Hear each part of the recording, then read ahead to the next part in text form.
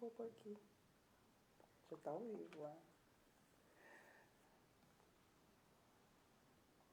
Ele tá de roupão, você tá com frio, né? Bom dia. Não tanto. O pessoal vai entrando aí. Acho que nós vamos ter que comprar um microfone Bluetooth, assim, pra falar baixinho. Mas ninguém tá bem. te escutando o que você tá falando.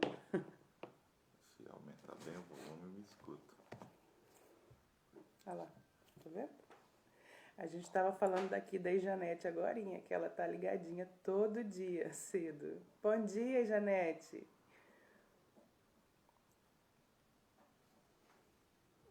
Pega uma caneta.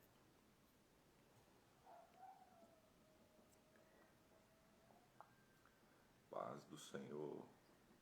Não vai ouvir minha voz falando Você baixo. tá ouvindo ele, Janete? Fala pra nós.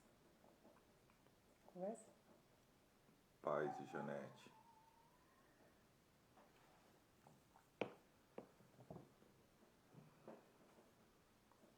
A Marli também já tá online.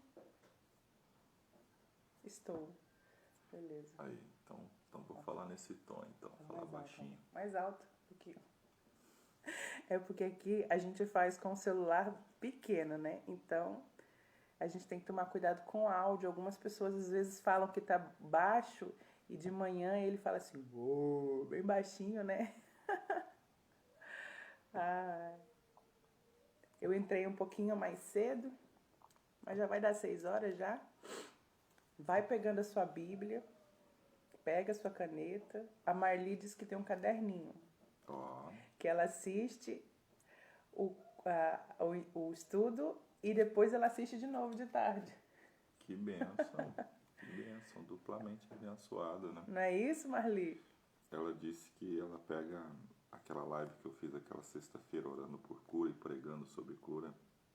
Ela disse que quando fica doente agora, ela entra na live, assiste e é curada.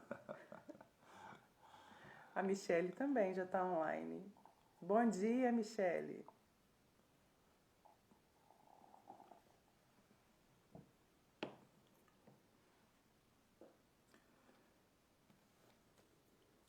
Ah, é verdade, ó. É verdade. Amém. Ela disse que estava meio gripada, foi lá, falou, peraí, deixa eu assistir essa live aqui. Assistiu de novo, orou de novo. Recebeu a ministração de novo e foi curada de novo. Isso aí. Glória a Deus. É isso aí. Faz essa oração para nós? Amém. Pai, obrigado. Dá a mãozinha aqui. Fala que me ama. Quer saber se eu amo? Fala que te amo, amor. Bom dia. Senhor, nós chegamos à tua presença nessa manhã. Seja conosco aqui. Estamos diante da tua santa palavra. Ilumina o nosso entendimento, Deus. A tua palavra é digna de toda aceitação. Ela é a fonte da nossa fé, da nossa inspiração. E sem a revelação do teu Espírito, ela é apenas letra. Mas nós queremos que teu Espírito nos inspire, fale conosco e nos dê instrução, nos dê revelação nessa manhã. E nós estamos gratos por estarmos aqui nesta manhã, na tua santa presença, Senhor. Nós te adoramos, nós te glorificamos por mais um dia de vida que o Senhor nos dá. No momento em que muitos já estão partindo dessa terra, o Senhor hoje nos dá mais um dia para vivermos. Que esse dia seja abençoado, que a tua presença esteja conosco. Em nome do Senhor. Amém. Amém. A Débora também, ó, já está online. E aí você vai compartilhando aí, já compartilha nos seus grupos do WhatsApp, compartilha no Message, no Face. Olha. Acho que eu vou ter que colocar essa garrafa para lá. Ó. É, né? Opa! Fiz lambança já aqui, ó. Toma. E ela puxou por cima da Bíblia, sujou a Bíblia. Amém. Então hoje nós vamos ler Mateus capítulo 11. Diz assim os primeiros versículos. Aconteceu que, acabando Jesus de dar a instrução aos 12, partiu dali a ensinar e a pregar nas cidades deles. Eu acho interessante essa ressalva aqui que faz o Mateus, porque a gente viu que Jesus foi batizado, Jesus começou a fazer sinais. Ah, Solange. Bom dia, Solange. Começou a fazer sinais, né, e milagres, e Jesus voltou a Nazaré, que era a cidade dele, e foi pregar ali ao povo da cidade onde ele cresceu. E agora está falando que Jesus enviou os discípulos no capítulo 10, deu instruções e voltou a pregar na cidade de cada um deles. Tá vendo, Aguinaldo? Que interessante. Exatamente. E João, ouvindo no cárcere falar dos feitos de Cristo, enviou 2 de seus discípulos. Então, o que eu quero dizer? João é aquele João, o Batista, que batizou Jesus, que agora aqui no capítulo 11, ele estava preso. Mateus aqui não fala nesse capítulo o motivo, talvez para frente a gente vai saber, ou em outros evangelhos, aqui não cita, mas ele está preso. Aquele mesmo João que viu Jesus descer como pomba, que viu o Espírito descer como pomba sobre Jesus, tá? Esse mesmo João agora está preso, então ele envia 2 discípulos até Jesus. 3. E perguntou-lhe: És tu aquele que havia de vir, ou esperamos outro? E Jesus respondendo disse-lhes: Ide e anunciai a João as coisas que vocês ouvis e vedes. Os cegos veem, os coxos andam, os leprosos são limpos e os surdos ouvem. Os mortos são ressuscitados e aos pobres é anunciado o evangelho. Quer comentar? Quero.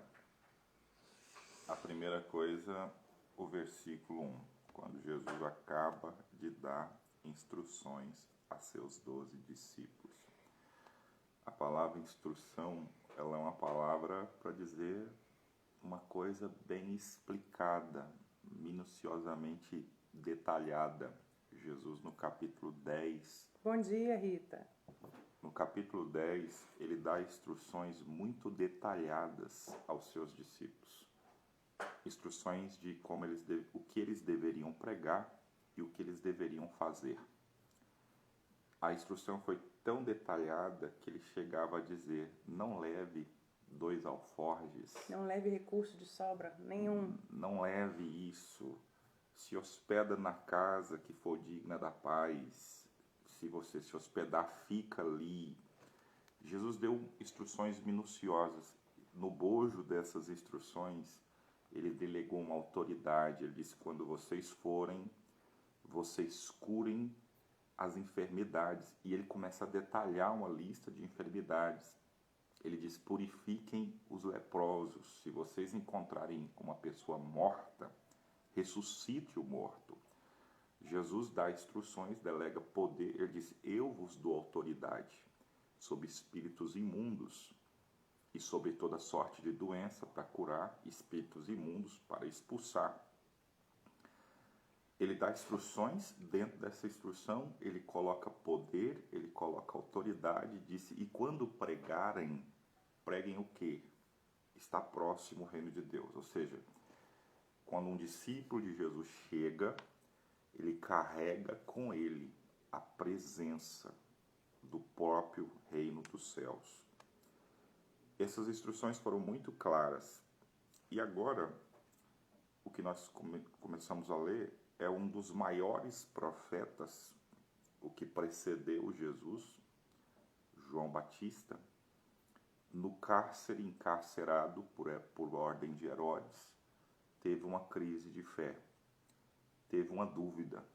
O próprio João Batista, que havia apontado Jesus, dizendo: ele é o Cordeiro de Deus que tira o pecado do mundo.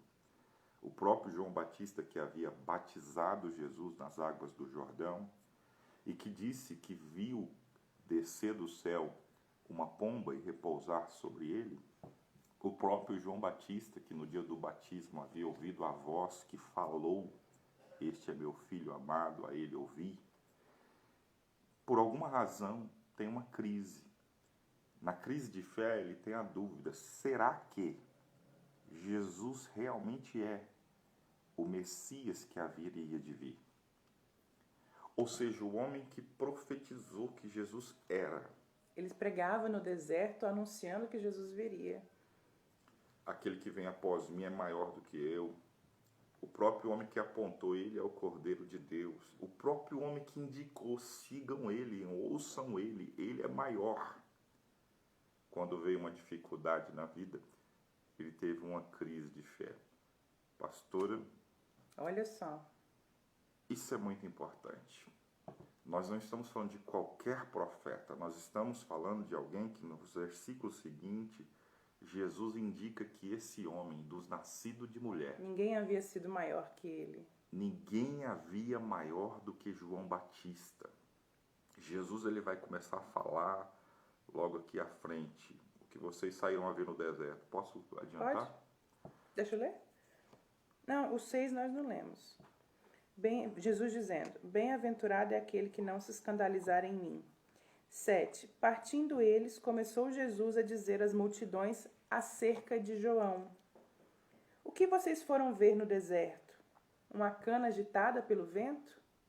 Sim, o que foram ver? Jesus começou a dizer ao povo acerca de João. Um homem ricamente vestido? Os que trajam ricamente estão na casa dos reis.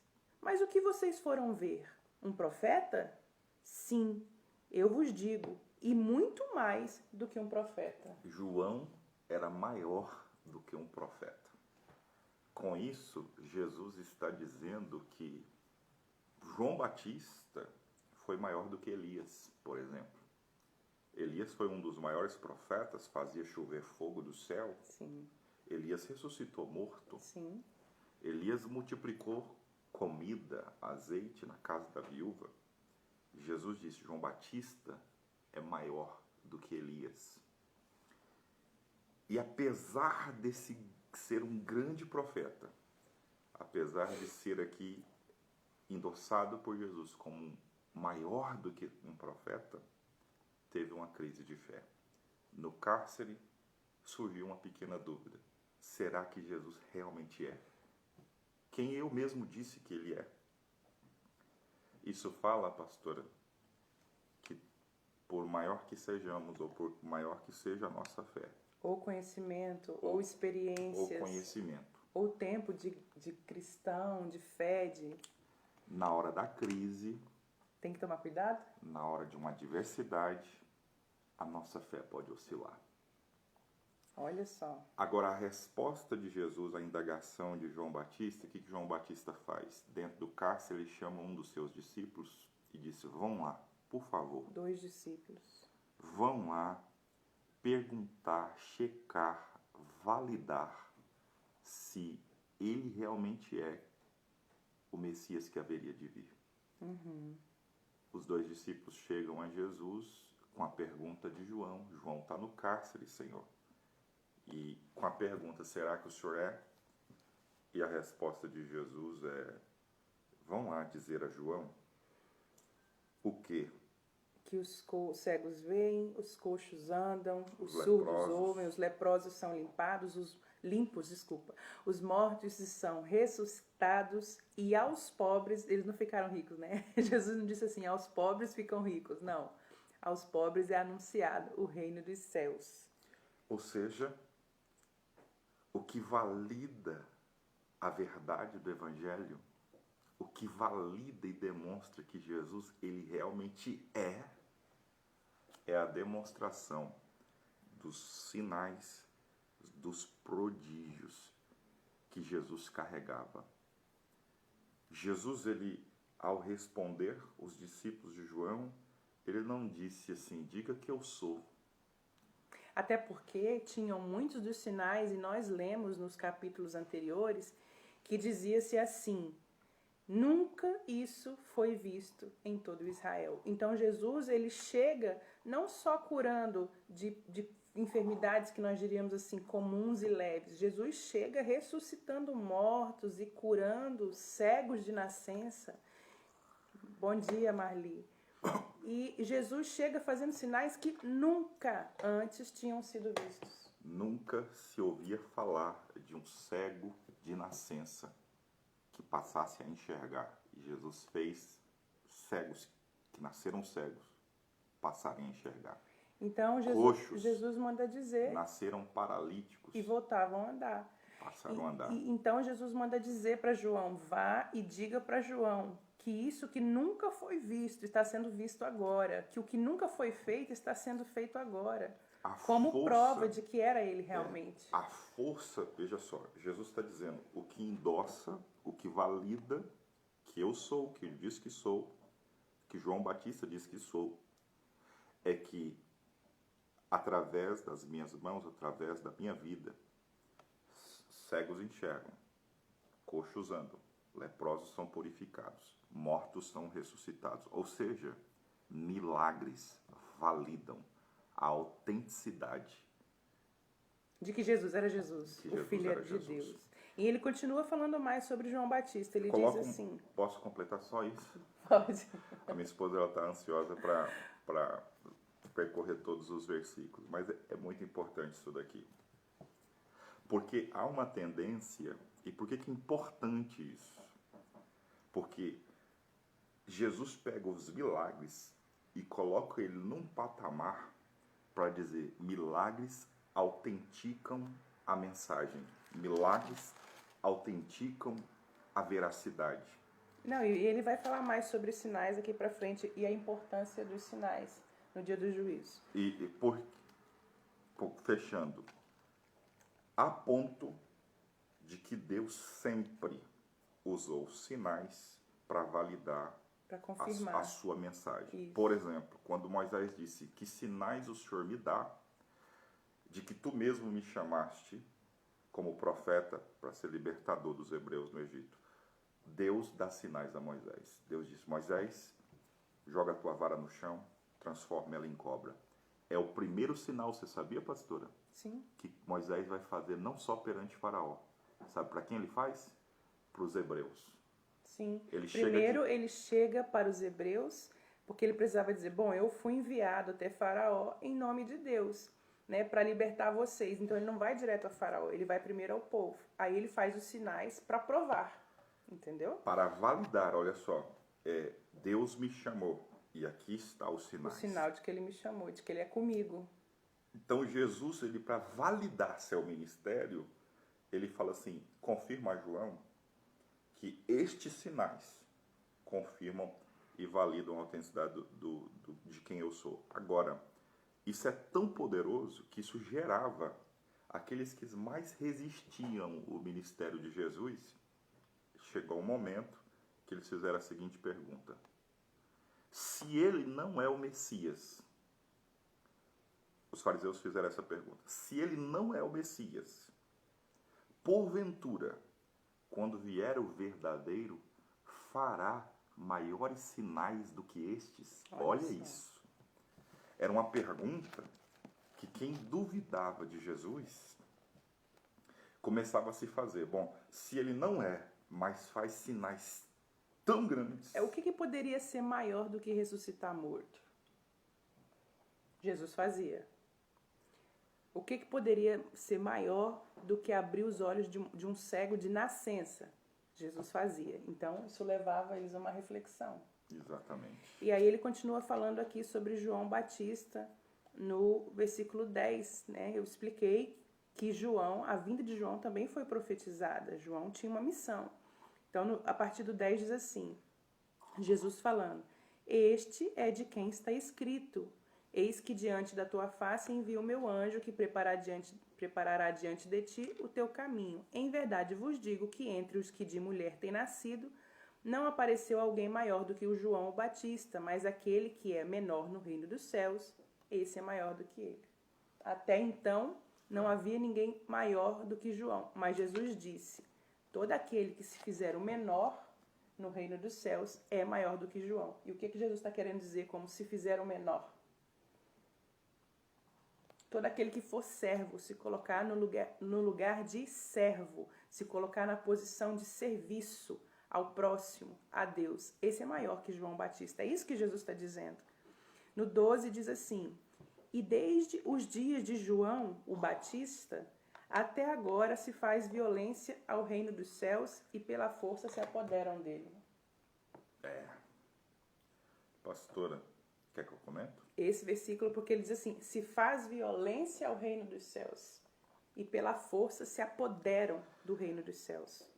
Desde os dias de João Batista até agora, o reino dos céus sofre violência, minha versão, e os que usam de força se apoderam dele. Olha só. Jesus está dizendo o seguinte: João Batista inaugurou uma nova estação. Jesus está dizendo, desde João agora, daqui para frente, tem que se empregar força, Esforço. para Se apoderar do reino de Deus. Jesus está dizendo, desde João Batista, daqui para frente, se inaugurou um ciclo que nessa estação o reino de Deus é tomado pela força, ou seja, ele é tomado, Jesus usou a palavra violência em algumas versões, mas é tomado por esforço. Para dizer o quê? Para dizer que demanda energia, entrega para se obter o reino de Deus. A mensagem de João, qual que era, pastora? Arrependei-vos. Arrependei-vos. Eu tenho salientado com eles aqui toda a nossa leitura desde o começo, que eles vão ver praticamente todos os capítulos, em todos os assuntos, Jesus ou os discípulos falarem, né, a respeito de arrependimento. Então, essa é a mensagem central de João Batista. Para eu entrar ou adquirir ou possuir o reino de Deus, eu tenho que colocar Empregar esforço. energia, esforço. E o maior desse esforço é só olhar qual era a mensagem de João, e qual era a mensagem de Jesus, e qual era a mensagem dos apóstolos. Era uma só. Arrependei-vos porque vos é chegado o reino dos céus. Arrependei-vos. Escapa da ira vindoura de Deus. Deus julgará a iniquidade do coração humano. Aparte-se do pecado. Esse é o maior esforço. Essa é a porta de entrada do reino de Deus. Largar a iniquidade. Largar a imundícia. É isso. Versículo 13. Porque todos os profetas e a lei profetizaram até João. E se quereis dar crédito, é este o Elias que havia de vir. Eu quero circular esse versículo 14 para dizer que algumas religiões, religiões usam aí esse versículo para dizer que João Batista era a reencarnação, né, Reencarnação de Elias. Mas não é isso que a Bíblia está dizendo, ok? Está dizendo assim, ó, e este é o Elias que havia de vir. Não é o Elias que retornou. Está falando aqui num outro sentido. Isso porque Jesus disse, é porque havia uma profecia, o profeta Malaquias disse, eu enviarei adiante de vós o profeta Elias, que converterá o coração dos pais aos filhos e dos filhos aos pais. Só que Elias já tinha morrido. Elias não morreu, pastora. Ah, desculpa. Eu digo assim, já tinha passado a época de Elias, quando vê essa profecia. Elias foi arrebatado vivo aos céus. Nossa, que gafe. Mas havia profecia de que Deus enviaria Elias. Só que a gente tem que interpretar a Bíblia por completo. Sim. Quando o anjo Gabriel predisse o nascimento de João Batista, Sim. ele fala o que João Batista seria. Seria exatamente o que disse Jesus. Ele seria o preparador do caminho de Jesus. Ele viria antes de Jesus para preparar o caminho de Jesus. E a expressão que o anjo Gabriel usa para dizer a Isabel é: ele virá no espírito e no poder de Elias. Ou seja, ele teria o mesmo poder e autoridade. A mesma autoridade que estava sobre Elias. Para quê? Qual era essa autoridade? De fazer fogo cair do céu? Não. Elias era um homem que confrontava num tempo de iniquidade. Ele exortava a nação que se arrependesse. Justo. Inclusive, de tanto confrontar o rei da época, ele veio na época do rei Acabe, né? Uhum. E Jezabel, de tanto confrontar, foi aquela época que ele disse assim, ó, sobre a minha palavra não vai chover, então houve seca, houve fome, houve morte, houve tribulação, e então ele foi chamado o perturbador de Israel, de tanto que ele confrontava o pecado. E aí Jesus está dizendo assim, ó, João é o Elias que havia de vir. Ele vai vir nessa mesma autoridade de confrontar e de dizer, arrependam-se e voltam-se para Deus. Quem prega a reencarnação diz assim, tá vendo? Jesus disse que João Batista é o Elias que haveria de vir. Jesus está, na verdade, dizendo, o Elias que profetizou Malaquias, eu enviarei um profeta que vai fazer pessoas se converterem, e esse profeta tem o nome de Elias. Jesus disse, essa é a profecia, diz respeito a João. Sim. João é aquele Elias profetizado que haveria de vir. Só que Jesus não está dizendo que João é a reencarnação de Elias. Não. Até porque, se a gente abre o arcabouço das doutrinas espíritas, Arcabouço? se a gente abre lá o livro da doutrina espírita, qual é a definição de reencarnação, pastora? Não sei. A definição Mas acho que é o espírito eles acham que é o espírito que volta? A definição de reencarnação é alguém que morre Que volta. e depois de morto, o espírito volta e nasce junto com uma nova Carne, novo corpo. novo corpo. Então, nasce de novo com um novo corpo. Então, para reencarnar, é preciso morrer. Ponto. Elias não morreu. Elias não morreu. Você volta, isso aqui é a história do Antigo Testamento, para você que não conhece, tá? Então a gente vai ver que Elias, ele vai caminhando e fazendo ali o seu propósito na terra com Deus, mas chega uma hora que ele é arrebatado aos céus, ele não morre. A Bíblia é bem clara, vamos só explicar esse ponto aqui, porque se a gente conseguir só destruir essa doutrina de que João Batista é a reencarnação de Elias, já vale isso aqui. A maior prova de que Elias e João Batista são duas pessoas distintas, mas tinham o mesmo espírito e a mesma autoridade, é que duas pessoas, pastora, não podem ocupar o mesmo espaço.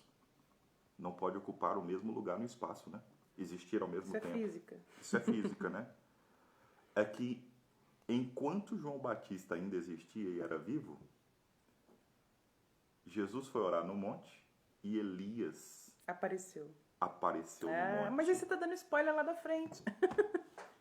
Aleluia. Dos outros capítulos, mas isso vai acontecer. Mas assim, é importante que você saiba essas informações, porque você não pode pegar um versículo da Bíblia e sobre esse versículo você criar uma doutrina, que no caso é entender que religiões como essa se apoiam em versículos isolados para criarem suas doutrinas. Elas não aceitam a Bíblia, por exemplo, uma verdade como um todo, mas é tipo assim, aquilo que me convém eu uso, entendeu?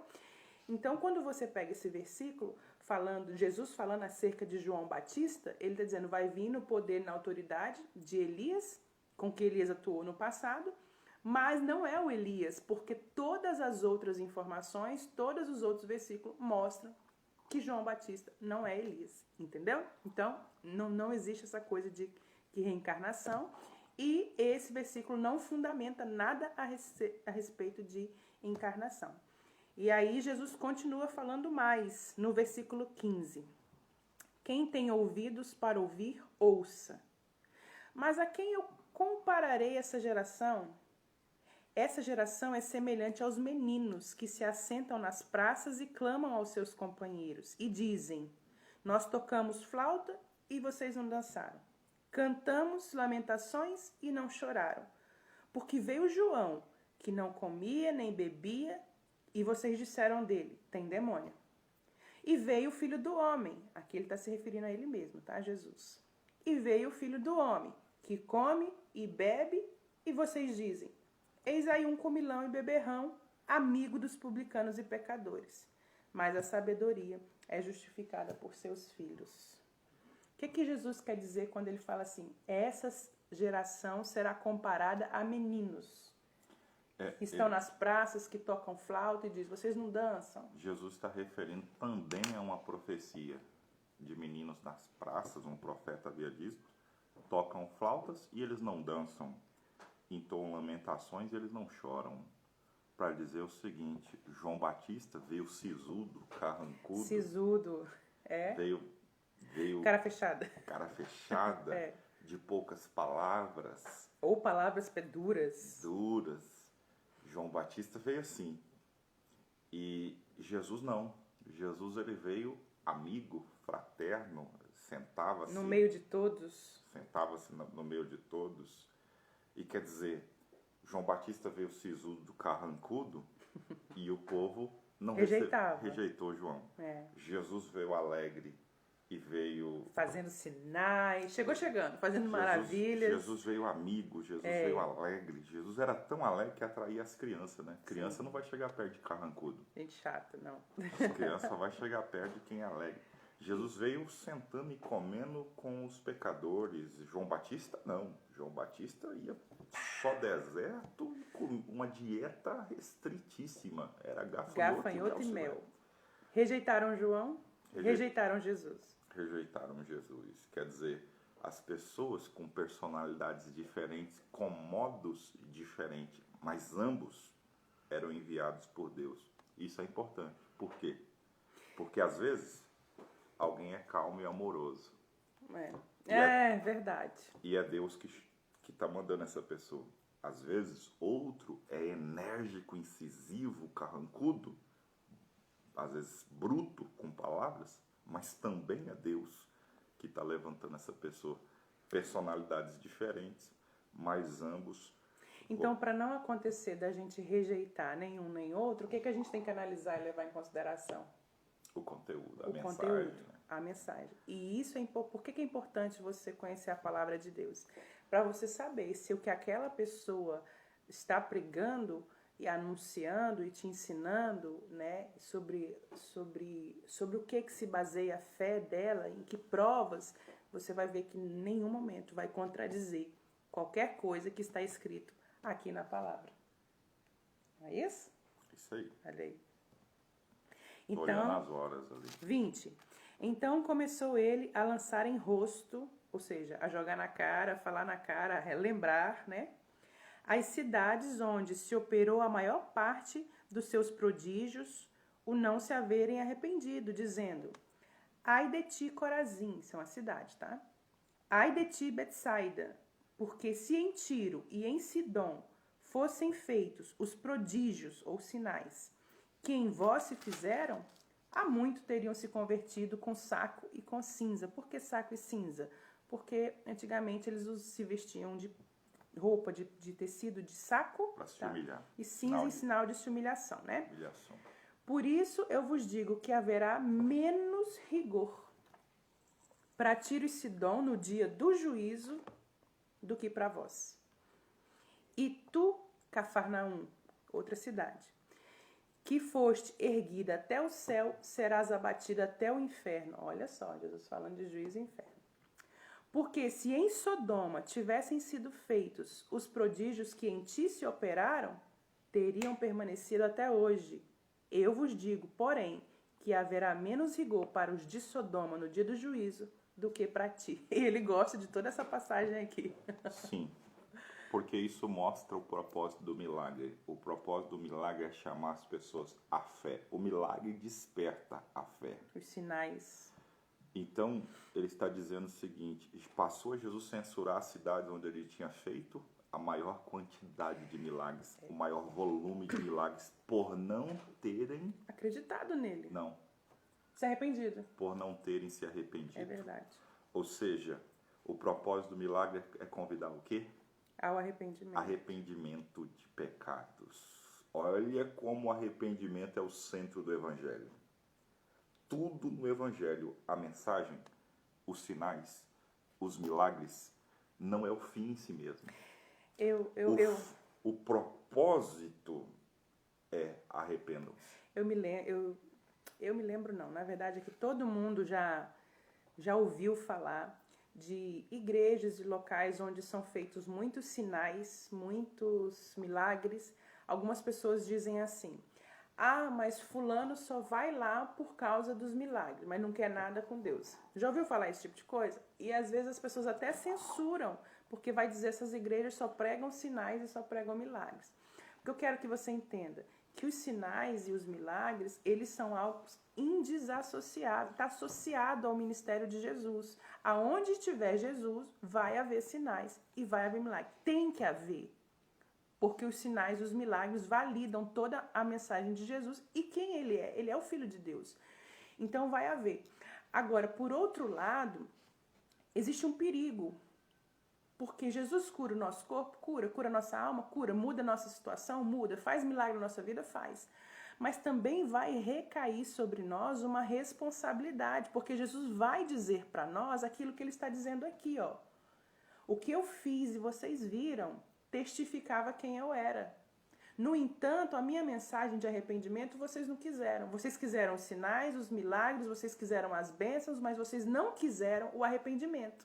Então, quando ele cita Sodoma, Gomorra, Cafarnaum, Tiro, Sidom, ele está dizendo de cidades que haviam sido castigadas ou destruídas por causa da sua iniquidade. E aqui ele está dizendo, olha, vocês se lembram, foram destruídas por causa da sua iniquidade, foram castigadas por causa da sua iniquidade. Mas eu digo que se elas tivessem visto o que vocês veem, elas teriam se arrependido. Então, sobre vocês repousa uma responsabilidade maior, muito maior. E aí, lá na frente, se eu não me engano, é Paulo que vai dizer que nós somos indesculpáveis diante de Deus. Então, naquele dia que Jesus está falando aqui, ó, do juízo, você não vai chegar diante de Deus com a desculpa de dizer assim, eu não vi, eu não sabia, eu estava sendo abençoado, eu achei que era o suficiente. Jesus está falando, tem que se arrepender. Porque Jesus está falando, vocês estão rejeitando o arrependimento. Eles não tiveram a oportunidade que vocês tiveram. Porque se tivessem tido, teriam se arrependido. Olha a seriedade do que Jesus está falando. Isso. Só para dizer que, para encerrar aqui, que eu acho que... Não, mas falta mais 5, dá para encerrar. Versículo. Tá. Posso fazer um comentário Pode. sobre isso? A força dos sinais, o poder que os sinais exercem para provocar arrependimento, pastora. Jesus está dizendo o seguinte, ó. Eles te convencem. Em Sodoma, se houvessem feito sinais milagrosos, teriam se arrependido.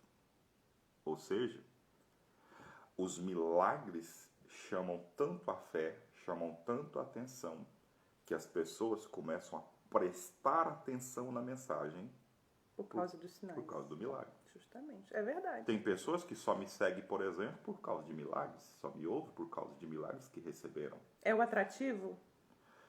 O milagre é o que valida a mensagem. Chama, né? É o que chama. É o que valida a E mensagem. confirma. A Bíblia vai dizer em Atos, acho que 8, né, quando Filipe estava pregando em Samaria, toda a multidão atendia unânime ao que Filipe dizia, porque viam e ouviam os sinais que ele operava. Jesus, lembrando nesse texto, para validar João Batista, para validar seu ministério a João, ele diz o seguinte: digam a João o que estão ouvindo e vendo. Ou seja, milagre é a manifestação visível, é o que a gente consegue escutar e a gente consegue ver com os nossos olhos. É Deus materializando o poder dele, materializando a graça dele, visivelmente diante dos nossos olhos. Para quê? Para tirar toda fagulha de dúvida. Foi a resposta que Jesus deu a João, para dizer, olha, eu sou por causa desses sinais. Alguém vai dizer assim, não, Deus às vezes ele sempre vai deixar uma fagulha de dúvida para você crer ou não. Não, não é assim. Jesus, quando ele manifesta a glória e o poder dele, ele quer manifestar com tanta força, com tanta graça, que você vai ver e você vai falar, meu Deus, não tem como negar. Que é de Deus. Por exemplo, quando Jesus ressuscita Lázaro, que estava morto há 4 dias, o que os fariseus dizem? Eles... Não tem como negar, não tem como explicar. Quando ele curou o cego de nascença, ele disse, por meio dele é feito um sinal notório o qual não podemos negar. Né? E sabe o que é interessante? Que no caso dos fariseus, quando eles estão perseguindo Jesus, né? Porque estão dizendo assim, ele blasfema. Jesus sempre fazendo sinais, milagres, pregando arrependimento, dando sermão, dando ensino, e os fariseus resistindo, com coração duro, mas em várias passagens você vai ver eles dizendo, mas o que ele fez a gente não pode negar, o que a gente não pode explicar. Então é contra essa dureza, essa resistência, que mesmo vendo, mesmo testificando, tá entendendo? Jesus está dizendo assim, vai ter maior juízo para vocês. É isso que Jesus está falando. E para terminar aqui, faltam 5 versículos, diz assim, naquele tempo, respondendo Jesus, disse, graças te dou, ó Pai, Senhor dos céus e da terra, que ocultaste essas coisas aos sábios e entendidos e revelaste aos pequeninos. O que ele está querendo dizer com isso? Deus vai revelar coisas aos mais simples, aos mais humildes. Os sábios entendidos eram considerados os doutores da lei. Mas eles viam e ao mesmo tempo parece que não enxergavam. Eles ouviam e ao mesmo tempo parece que não ouviam. Estavam sempre com o coração duro e sempre fechados, sem recepção à mensagem de Jesus. Mas Jesus está dizendo assim, graças eu te dou porque escondeste deles, mas revelaste aos pequeninos. Quem são os pequeninos? Aos humildes, aos sinceros, aqueles que receberam Jesus. 26. Sim, ó Pai, porque te aprouve. Todas as coisas me foram entregues por meu Pai. Ninguém conhece o Filho senão o Pai, ninguém conhece o Pai senão o Filho. E aquele a quem o Filho o quiser revelar. E aqui ele faz um convite. Vinde a mim, todos os que estáis cansados e oprimidos, e eu vos aliviarei. Tomai sobre vós o meu jugo e aprendam de mim, que sou manso e humilde de coração, e encontrareis descanso para vossas almas, porque meu jugo é suave e o meu fardo é leve. Vinde, aprendei e encontrarei descanso para vossas almas. Descanso e alívio, né? E alívio para vossas almas. Você vê, ao Glória. mesmo tempo que Jesus bate, ele assopra. Ao mesmo tempo, isso aí, Marli, eles estavam cegos espiritualmente mesmo, falando, resistiam. Ao mesmo tempo que Jesus faz tudo isso para convencer, para comprovar de que ele é o Cristo, Filho de Deus que havia de vir, e encontrava tanta resistência, Jesus deixa claro ali que o reino dos céus é tomado por esforço, que é preciso a gente ter consciência de que tudo que temos visto e ouvido pesa contra nós, se rejeitarmos a mensagem dele. E está falando, contudo, se está cansado, está oprimido, está sobrecarregado, vinde até mim, porque eu vos aliviarei. Então, Jesus era esse Deus, justiça, juízo, rigor, e era esse Jesus bom, maravilhoso, aconchegante, manso, amigável. E ele fala, né? Manso e humilde de coração. Isso aí. E aí terminamos, tá vendo? Passou uns 10 minutinhos. Então amanhã nós vamos para o capítulo 12. Eu espero que você tenha tirado muitas lições de hoje dessa leitura. Eu espero que você vá criando solidez, tá? Conforme você vai lendo, meditando, você vai criando uma solidez na sua fé, para que não seja qualquer vento de doutrina que venha confundir a sua cabeça acerca de tudo que Jesus fez, falou e ensinou. Né? A palavra dele é muito clara e isso aqui é o que vai nos levar até o céu, ok? É andar naquilo que ele nos ensina acerca de quem ele é e de qual a sua mensagem. Amém? Que o Senhor perdoe seus pecados, que o Jesus perdoe os meus pecados, que a gente tenha temor diante de Deus. É essa a minha oração para hoje. Jesus abençoe seu dia, abençoe sua família, em nome de Jesus. Amém. Deus abençoe vocês todos. Amém. Se você quer que ele faça mais vezes comigo a leitura, escreve aí. Pastor, levanta mais vezes cedo para fazer a leitura com ela.